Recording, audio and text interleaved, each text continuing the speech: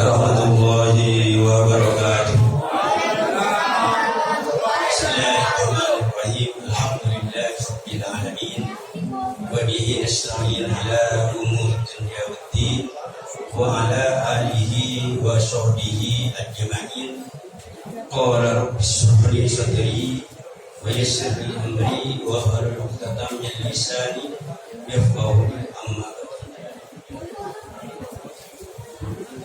Para hadirin yang dihormati Allah Subhanahu wa taala, yang terhormat, alhamdulillah kita hadir ala Habib bin Ahmad bin Yahya. Mudah-mudahan Allah Subhanahu wa taala panjangkan umurnya, dikasih kesehatan dan Allah Subhanahu wa taala. Amin.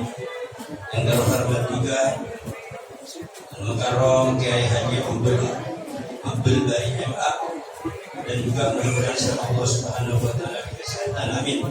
Dan juga yang terhormat juga Bapak Ermi dan juga Bapak Tekel, alhamdulillah sudah hadir RT 1 sampai 15. Juga alhamdulillah juga banyak yang hadir yang sekitar hadir ini. Yang terhormat juga Ustazah Julfa Aras Muin, alhamdulillah beliau dikasih kesehatan sama Allah Subhanahu wa taala. Amin ya rabbal alamin. Pertama-tama kami memanjatkan puja dan puji serta syukur kehadiran Allah Subhanahu wa taala yang telah melimpahkan nikmat iman dan Islam kepada hambanya. Sholawat serta salam kita aturkan keharibaan junjungan kita Nabi besar Muhammad sallallahu alaihi wasallam beserta keluarganya, para sahabatnya, dan kepada pengikutnya, termasuk golongan orang-orang yang bertakwa kepada Allah Subhanahu wa taala. Para jemaah Masjid Jami Al-Abror yang dimuliakan Allah Subhanahu wa taala. Saya sebetulnya tadi sudah bicara sama Bapak Ajmain Ketua Harian. Tolong kalau sambutan kami langsung pamain saja, karena yang isinya tadi menunjuk kita apa boleh buat saya tetap siap selalu kita. Dan juga saya di sini kegiatan Masjid Jami Al-Abror di sini alhamdulillah setiap malam Senin yang dipimpin oleh guru kita Kiai Abdul Bari MA. Alhamdulillah kedua kalinya malam Selasa yang dipimpin oleh Al-Habib Ridho bin Ahmad bin Yahya pengajar kita. Yang hari Rabu yang dipimpin oleh Ustaz Mujahid Al-Halim. Rabu juga pagi yang dipimpin juga pengajian ibu-ibu yang dipimpin oleh Ustazah Julfa Aras Muin. Alhamdulillah kegiatan-kegiatan Masjid Jami Al-Abror. Dan juga malam Jumat di sini alhamdulillah mungkin juga yang dipimpin oleh Ustaz Deden Royani. Ini alhamdulillah kegiatan Masjid Jami Al-Abror. Ini penyampaian dari saya, kurang lebihnya saya mohon maaf. Sekian, wabillahi taufiq wal hidayah. Assalamualaikum warahmatullahi wabarakatuh. Waalaikumsalam.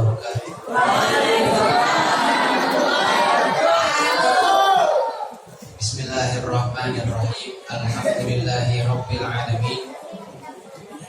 Wal 'aqibatu lil muttaqin wa la 'udwana illa 'alal zalimin. Wassalatu wassalamu ala afdalil khalqi ajma'in. Habibi rabbil alamin, syafi'il mudhnibin, qaidil qurril muhajjalin, sayyidina wa maulana Muhammadin wa ala alihi wa sahbihi wa tabi'in wa man tabi'ahum bi ihsanin ila yaumiddin. Amma ba'd. Segenap para alim ulama, habaib, kiai, asatid, ustazah yang hadir pada kesempatan malam ini, wa nakhusu bi dzikr Sayyidina Al-Habib Muhammad Ridho bin Ahmad bin Yahya. Begitu juga dengan Ustazah Zulfa Arash, para ustazah, para ustaz yang lainnya, para tokoh masyarakat, pengurus dan jamaah Masjid Al-Abror, bapak-bapak, ibu-ibu, saudara-saudara sekalian, rahimahumullah. Alhamdulillah di malam ini kita diberikan karunia oleh Allah Subhanahu wa taala kekuatan untuk bisa beribadah kepadanya. Dengan datang ke Masjid Al-Abror, kita basahi lidah kita dengan berzikir menyebut nama Allah, bersolawat kepada Rasulullah SAW, berkumpul bersama dalam acara yang baik yang kita yakin bahwa semua yang kita lakukan pada malam ini di tempat ini akan membawa manfaat dan kebaikan dalam hidup kita dunia dan akhirat. Dan kita berharap juga mudah-mudahan sebab kumpulnya kita pada malam ini, Allah turunkan rahmatnya kepada kita, Allah ampuni dosa kita, Allah maafkan kesalahan kita, Allah kabulkan segala hajat kita, Allah jadikan kita hamba-hamba yang berbahagia dunia dan akhirat. Amin ya rabbal alamin. Salawat dan salam tak lupa kita aturkan kepada junjungan kita Nabi besar Muhammad sallallahu alaihi wa alihi wa sahbihi wasallam beserta para keluarganya, para sahabatnya dan orang-orang yang senantiasa berjuang di jalannya. Hadirin jemaah sekalian, saya tidak pantas sebenarnya berdiri berbicara di sini karena di samping saya ada guru kita Al-Habib Muhammad Ridho bin Yahya. Tapi mudah-mudahan ada sedikit manfaat yang bisa kita ambil sebagai bekal untuk menghadapi bulan suci Ramadan nanti. Yang mana ini acara adalah acara bertawakufan sementara pengajian-pengajian yang ada di Masjid Al-Abror dalam rangka menyambut bulan suci Ramadan. Yang namanya pentawakufan atau penutupan sementara berarti nanti akan dibuka kembali. Kenapa harus ditutup? Agar bisa memberikan kita kesempatan untuk beribadah lebih banyak di bulan suci Ramadan, agar kita bisa mempraktekkan, mengamalkan ilmu-ilmu yang kita dapat di pengajian-pengajian kemarin, dan agar bisa menambah keimanan ketakwaan kita kepada Allah Subhanahu wa taala. Maka ini harus kita ingat, jangan sampai penutupan pengajian ini jadi kesempatan kita untuk justru membuang waktu yang biasa kita gunakan untuk menuntut ilmu, kita gunakan untuk hal yang sia-sia. Tawakuf pengajian, maka dari sekarang kita niat nanti di bulan Ramadan kita akan tambah ibadah kita kepada Allah Subhanahu wa taala lebih banyak dari bulan-bulan yang lainnya. Kita kerjakan ibadah yang wajibnya, yang sunnahnya, puasanya, sholatnya, zakatnya, sedekahnya, baca Qur'annya, ibadah-ibadah yang lainnya itu kita tingkatkan di bulan suci Ramadan. Ini yang pertama, jadi penutupan kita gak sia-sia. Yang kedua, mungkin di antara yang harus kita perhatikan adalah kita jaga niat kita. Ya, perbanyak niat-niat yang baik agar kita mendapatkan keuntungan. Nabi SAW pernah bersabda, innamal a'malu binniyat wa innamal likulli imri'in ma nawa. Sesungguhnya segala amal perbuatan itu tergantung kepada niatnya. Ya, dari sini bisa diambil pelajaran bahwasanya ada orang-orang yang dia punya niat yang baik, tapi kemudian dia gak sempat untuk melakukannya karena keterbatasan keadaan. Dia gak kerjakan apa yang dia niatkan. Maka apakah niatnya dia menjadi sia-sia? Enggak. Ada disebutkan nanti pada hari kiamat ada seseorang yang semasa hidupnya di dunia dia diberikan umur panjang oleh Allah Subhanahu wa taala. Kemudian di akhirat nanti diberikan kitabnya, amal perbuatan dia selama dia hidup di dunia. Ketika dia buka kitabnya, amal ibadahnya, amal perbuatannya selama di dunia, dilihat di situ ada pahala mengerjakan ibadah haji, ada pahala sedekah, ada pahala mengerjakan ibadah umroh, ada pahala bangun masjid, ada pahala santunin anak yatim, ada pahala sedekah, ada pahala ini, pahala itu, pahala ini, pahala itu, yang padahal selama hidup di dunia dia nggak kerjain itu semua. Maka ketika itu dia berpikir, ini salah nih. ini bukan kitab saya nih, karena apa yang ada di dalamnya ini gak pernah saya kerjakan selama saya hidup di dunia. Maka kemudian dia bilang, ya Allah, ini bukan kitab saya gak pernah mengerjakan semua yang tercatat di dalam kitab ini.